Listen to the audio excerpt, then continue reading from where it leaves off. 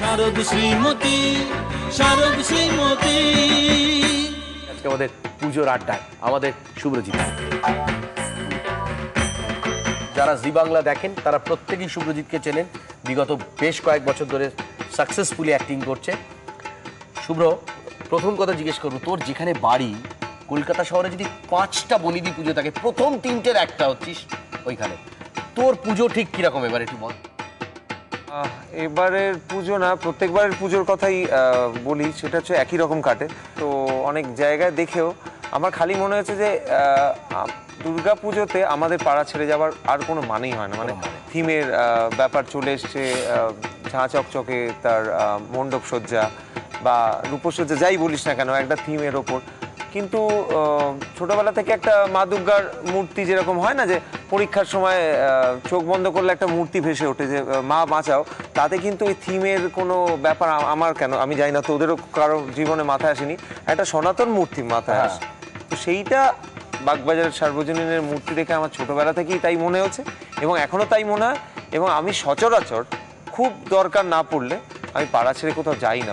কারণ আমি একটা বছর বলি, আমি জীবনে কোথাও আমার নিজের বাড়ি পুজো ছাড়াও বাইরে কোথাও পুজো দেখিনি। আরবিলের বাড়ি পুজো ছাড়া আমি একটি বছর একটা চ্যানেলের কাজের জন্য আমি ওখানে ছিলাম।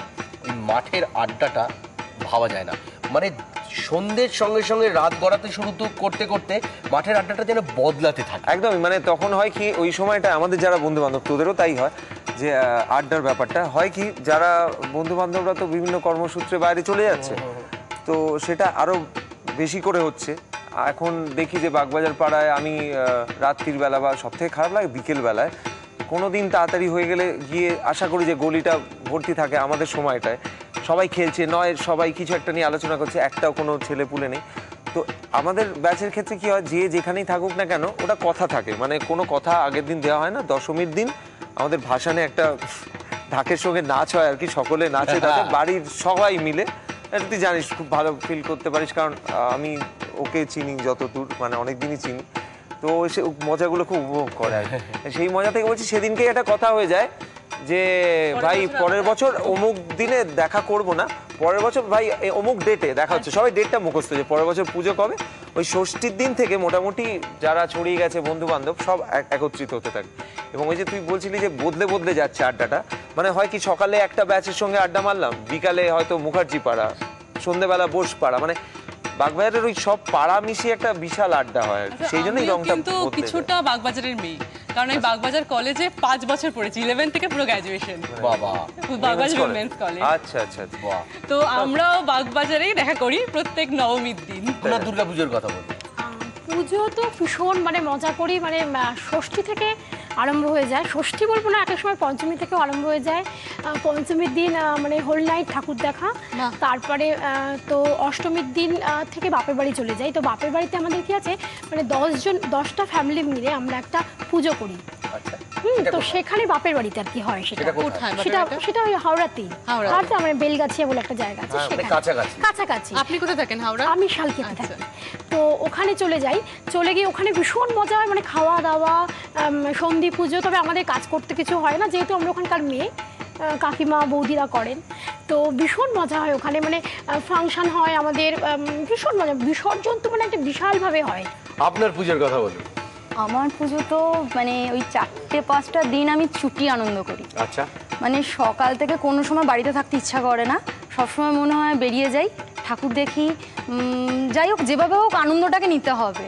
ওই 4-5টা দিন মানে ভীষণভাবে প্রচণ্ড আনন্দ করি। একদম সকালবেলা বেরোই, রাত্রিবেলা বাড়িতে আসি। এক একদিন রাত্রিবেলা বাড়িতেও আসতে পারি না, হয়তো এসে একটু চেঞ্জ করে কোনো রকমে বেরিয়ে যাওয়া। আর পুজোর সময় তো ঘরে খাবো ভাবতেই পারি না। সত্যি কথা বলতে এই আড্ডার সময়টাই মনে হলো কোথায় যেন আজকে এই ছোট্ট জায়গাটার মধ্যে একটা কোনো পুজো মণ্ডপের সামনে আমরা বসে রয়েছি, ভেসে যাওয়ার মাঝখানে আপনাদেরও পেতে। যদিও আমাদের রাউন্ডটার নাম পুজোর খাওয়া দাওয়া, এখানে আমাদের কিচ্ছু খেতে হবে না। যেটা করতে হবে সেটা হলো, একটা মাটির থালার মধ্যে 2 রকমের বাতাসা রয়েছে, একটা হলো লাল বাতাসা আর একটা হলো সাদা বাতাসা। বৌদিরা কান খুলে শুনে নিন, আপনাদের যেটা করতে হবে সেটা হলো সাদা বাতাসা একটা তুলতে হবে, থালে রাখতে হবে, তারপর লাল বাতাসা তুলে এই থালটা রাখতে হবে। আপনারা একসাথে দুটো সাদা তুলতে পারবেন না বা দুটো লাল তুলতে পারবেন না। একটা সাদা রাখার পর আরেকটা সাদা তুলতে পারবেন না। সাদা লাল এই অর্ডারটা মেনটেন করতে হবে।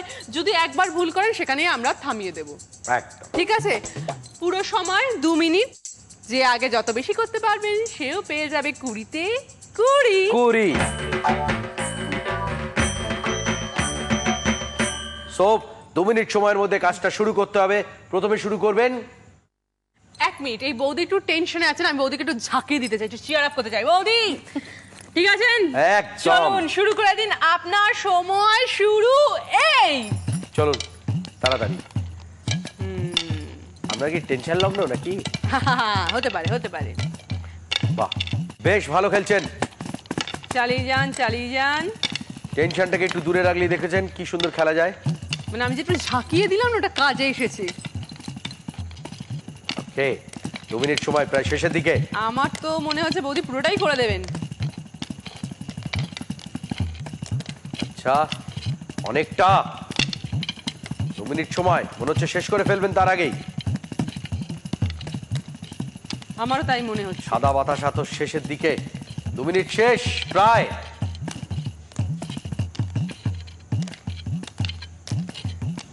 ব্যাস, ঠিক সময় দেখে রেখেছি।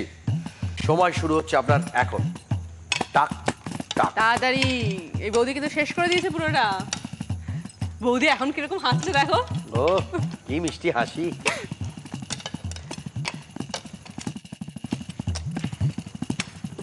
এই বাইরে ফেললে হবে না, থালায়। আবার দেখছেন গড়িয়ে বাইরে পড়ছে। একটু হাতটা সামলে। বাহ বাহ। খেলাটা ভুল খেললেন বৌদি শেষে এসে। আপনার একটা ছোট্ট ভুল ওনাকে 1 চুলের জন্য জিতিয়ে দিল। আর কোনো কিছু হিসাবের কোনো দরকারই নেই। সোজা একেবারে জিতে গিয়ে চলে এসো পারু। আমরা বুঝে নিয়েছি এই বাতাসা সুলভ যে গন্ডগোলটা হয়েছে তার আসল উইনার কে হয়ে গেল। আমাদের এইবার 20 পয়েন্টস কিন্তু চলে গেল আপনার দিকে। তার মানে একদিকে তো 20 পয়েন্টস ছিলই, আপনার দিকে 20 পয়েন্টস হয়ে এই খেলাতে কিন্তু দাঁড়িপাল্লা প্রায় সমানে। তো উপহারটা কি করব? এই ক্ষেত্রে আমরা যেটা করে থাকি সেটা কি? মানে টস করে বাহ, একটা 2 টাকা বসকে খুঁজে নেওয়া। তাই করি, কিচ্ছু করার নেই। হেডটেল করতেই হবে। পুরস্কার বলেছে আর দেওয়া যাবে না। দুজনকে সমান পুরস্কার আমরা দিতে পাচ্ছি না। ভাগ্য দিয়ে শুরু হয়েছিল, ভাগ্যতেই শেষ। আমি হেড, আপনি টেল। কেউ যেন ভাববেন না সোলের পয়সাটা আমরা চুরি করে নিয়ে এসে দুদিকে এক আছে বা কারোর সাথে কোনো রকম আমার আগে কথা হয়েছে, হয়নি তো? একদম না। টস করে আমরা খুঁজে নিই আজকের বস। চলো।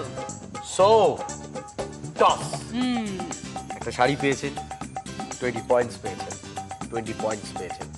1 চুলের জন্য ভুল করার জন্য পয়েন্টসটা হারিয়েছেন। পয়সাটা খুলে দিলাম। কি বলেছিলেন? হেড। কি বলেছিলেন? ভাগ্য শেষে আপনার সঙ্গতি হয়ে যাবে।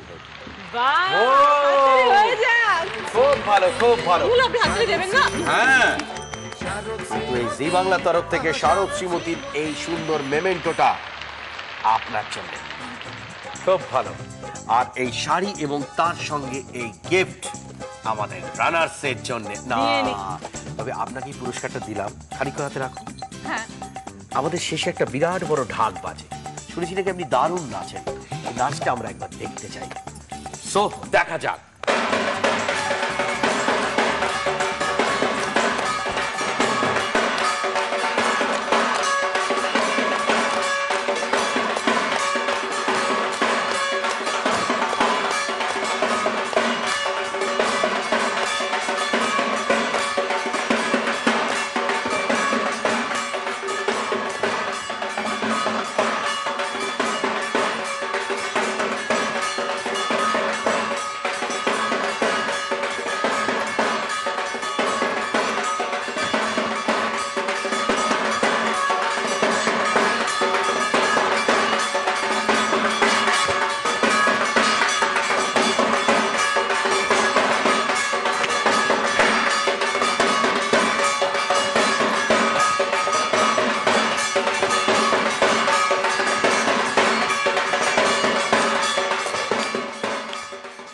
শারদ শ্রীমতী শারদ শ্রীমতী